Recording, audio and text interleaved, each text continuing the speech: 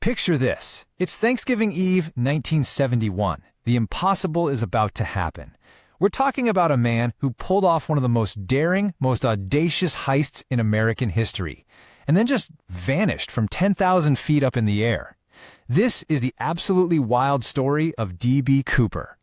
It all starts with a quiet, totally unassuming guy in a business suit on a flight from Portland to Seattle, and he hijacks the plane.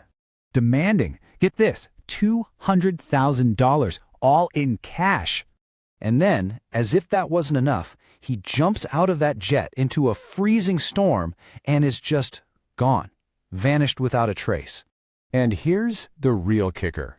For more than 50 years, nobody, and I mean nobody, has figured out who this guy was or what happened to him. It's a complete mystery, and it's what has turned him into a modern American legend.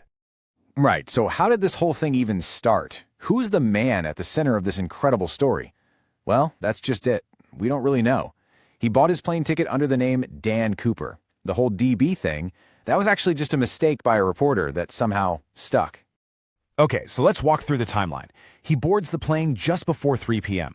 A little after takeoff, he passes a note to a flight attendant. Now, at first, she thinks it's just some guy trying to give her his number, so she kind of ignores it. But he leans in and calmly says, "Miss, you'd better look at that note." By 4:30, the captain knows his demands, and one of the craziest heists in history is officially underway. Now, what's really amazing here is just how easy it was for him to be a complete ghost. He paid for his ticket in cash, and in 1971, you didn't need any ID to board a domestic flight. I mean, can you even imagine that today?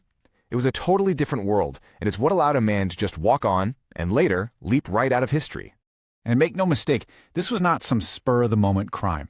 Cooper's demands were precise, they were calculated, and one of them, well, it was just plain weird. It's one of the things that makes this case so endlessly fascinating. His threat was delivered with this chilling calm. He simply told the flight attendant, "I have a bomb in my briefcase," and he opened it just enough for her to see a mess of wires and red sticks. Eyewitnesses said he was polite, well-spoken, and not nervous at all. He even ordered a bourbon and soda while he was negotiating. Who does that? So here's the crucial point, his demands. He wanted the cash, obviously, but he also asked for 4 parachutes, 2 main chutes and 2 reserves. Now why 4? Was he trying to make them think he had an accomplice, or was it a clever trick to make sure the FBI didn't give him a sabotaged rig, assuming he'd force a crew member to jump with him? It's a question people still argue about today. So once they met his demands, the plane landed in Seattle. The money and the parachutes were brought on board, and then, in this strange gesture of honor, I guess, Cooper let all 36 passengers and some of the crew go. He was a hijacker for sure, but he kept his word. Okay, so he's got the ransom, the passengers are safe. And now the second and most legendary part of his plan kicks in. He ordered the pilots to take off again, this time with a new flight plan.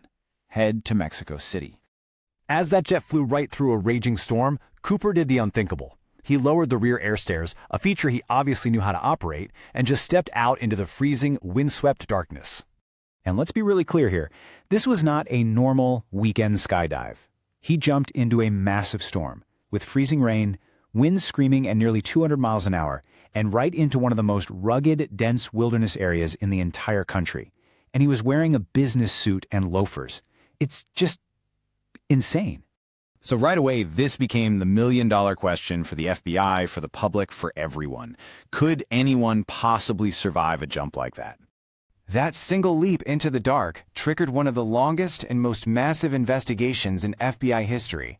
It's what transformed the criminal, Dan Cooper, into the folk hero, D.B Cooper. The FBI launched this huge manhunt, scouring the wilderness for months and months, and they found absolutely nothing. No body, no parachute, no briefcase. For decades, they investigated thousands of suspects, but they could never, ever confirm his identity. This total lack of evidence basically led to 2 main theories. On one hand, you have the idea that he was an expert skydiver, maybe ex-military, who had a meticulous plan and an escape route on the ground. Then there's the other theory, the FBI's official stance. The jump was simply unsurvivable. He died either on impact or from exposure in the brutal wilderness. But there's also a third theory that just won't go away. That Cooper had inside knowledge.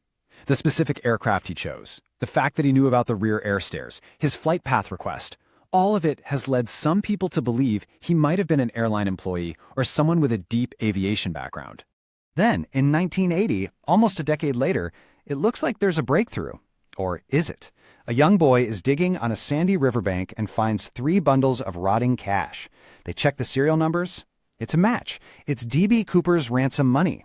But it was only about $5,800 out of the full $200,000, and its location didn't really line up with the projected flight path. So instead of answers, it just raised more questions. And in the end, that's really where the story stands today. After all these decades of searching, we're left with basically nothing concrete. No confirmed suspect, no definitive proof of what happened to him. Just this incredible, enduring American legend of a man who pulled off the perfect crime and simply disappeared. So is he a brilliant criminal mastermind who escaped to a new life? Or just a reckless amateur who met a tragic end in that vast wilderness? You know, the fact that there's no answer is exactly why his story is still so fascinating. So I have to ask, what do you think really